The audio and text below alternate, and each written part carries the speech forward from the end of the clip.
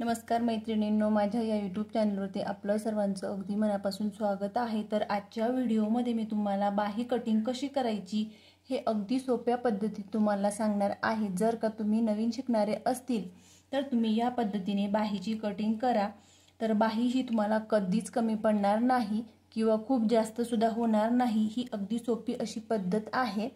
त्याच्यासाठी तुम्ही कोणत्याही साईजची बाही कटिंग करा, फक्त ही पद्धत तुम्हाला वापरायची आहे। तर ही पद्धत वापरली की अगदी परफेक्ट अशी बाही बनते। तर हा 32 साइजचा पॅटर्न आहे। तर तुम्ही कोणत्याही साइजची बाही कटिंग करायची असेल तर तुम्हाला इथं काय करायचं आहे, वरच्या बाजूला अर्धा इंच शिलाई मार्जिन सोडायचं। त्याच्यानंतर मग इथं सुद्धा आपण किती शिलाई मार्जिन घेतलेलं आहे तर हे तुम्हाला अशा पद्धतीने मोजून घ्यायचं। तर हे येत आहे 7 इंच। तर मुंडा वरच्या बाजूला अर्धा इंच शिलाई मार्जिन सोडायचं। इकडच्या बाजूला तुम्ही किती इंच शिलाई मार्जिन घेतलं तेवढं सोडायचं, 1.5 इंच किंवा 2 इंच जितकं घेतलेलं असेल तितकं। आणि हा मुंडा राऊंड अशा पद्धतीने शिलाई मार्जिन दोघही बाजूंचं शिलाई मार्जिन सोडून हा मुंडा राऊंड मोजून घ्यायचा। त्याच्यानंतर मग तुम्ही किती इंचाची बाही कटिंग करत आहेत, 4 इंचाची ही आहे। 4 इंचाची बाही, त्याच्यात 1 इंच प्लस करून 5 इंचावरती मी हे अशा पद्धतीने आखून घेतलं। त्याच्यानंतर मग आपल्याला 5 इंचाच्या बाहीसाठी कॅप हाईट घ्यायची आहे 2.5 इंच। त्याच्यानंतर मग आपण मुंडा राऊंड मोजून घेतला तर तो किती आहे 7 इंच। त्याच्या पुढे 1.5 इंच शिलाई मार्जिन, इथं 1 इंचावर आणि 1.5 इंचावर 2 पॉइंट द्यायचे। 1.5 इंचापासून मागच्या मुंड्याचा शेप द्यायचा आणि 1 इंचापासून पुढच्या मुंड्याचा शेप द्यायचा। त्याच्यानंतर जे काही आपण 7 इंच अंतर मोजून घेतलं अशा पद्धतीने सरळ रेष ओढून घ्यायची आणि त्याचा आपल्याला मध्य सेंटर काढून घ्यायचा।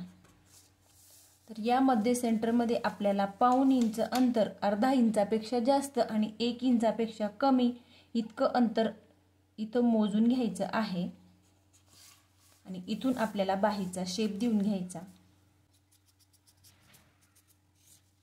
खालच्या बाजूला इथं पाव इंच तिरकत जायचं।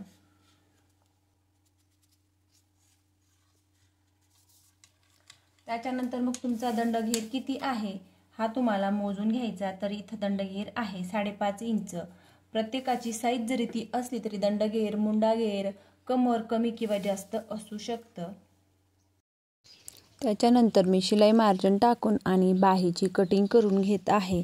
पुढचा जो काही खोलगट भाग आहे तो सुद्धा आठवणीने कट करायचा।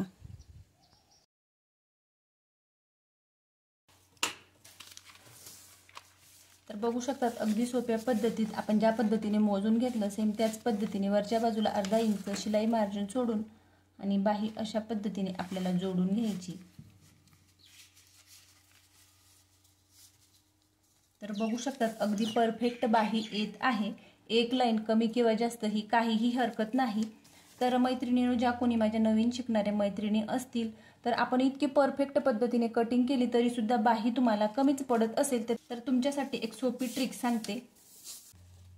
आपण ही बाहीची कटिंग करत असताना वरच्या बाजूचं अर्धा इंच शिलाई मार्जिन सोडून आणि मग आपण मुंडा राऊंड मोजून घेतला तर एवढी परफेक्ट बाही कटिंग केल्यावर सुद्धा तुम्हाला कमी पडत आहे। तर तुमच्यासाठी एक सोपी ट्रिक सांगते। आपण ही बाही कटिंग करत असताना हे अर्धा इंच शिलाई मार्जिन सोडून आणि मग आपण मुंडा राऊंड मोजून घेतला तर त्याच्यासाठी अशा पद्धतीने वरच्या बाजूचं अर्धा इंच शिलाई मार्जिन पकडून आणि मग ही बाहीची कटिंग करायची। तर ही बाही कटिंग करत असताना मुंडा राऊंड किती आला 7 इंच। तर आपण इथे ही शिलाई मार्जिन पकडलं तर इथे हे किती आलं 7.5 इंच। तर 5 इंचाच्या बाहीसाठी कॅप हाईट घ्यायची 2.5 इंच। त्याच्यानंतर 7.5 इंच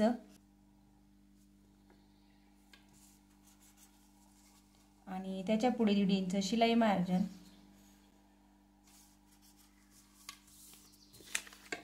त्याच्यानंतर मग खालच्या बाजूचा दंडघेर आहे 5.5 इंच आणि त्याच्या पुढे 1.5 इंच शिलाई मार्जिन।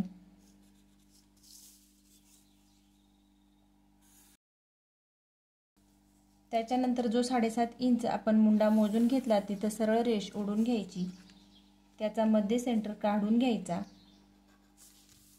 इथं अर्धा इंचापेक्षा जास्त आणि 1 इंचापेक्षा कमी अंतर मोजून घ्यायचं।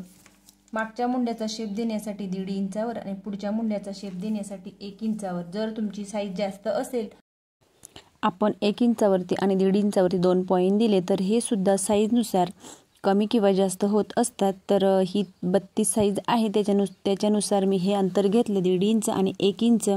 तर 32च्या पुढे असेल 34, 38, 40 तर हे अंतर वाढत जाईल। तर साईज वाढली तेव्हा ते अंतर 1.5च्या ऐवजी 1.25 किंवा 2 इंच होईल। नंतर मी हळूवारपणे बाहीचा शेप देऊन घेतला। त्याच्यानंतर खालच्या बाजूला 1.5 इंच इतका तिरकास उतार दिला आणि ह्या सुद्धा बाहीची कटिंग करून घेत आहे। तर ही मी 2 पद्धतीने बाहीची कटिंग केलेली आहे।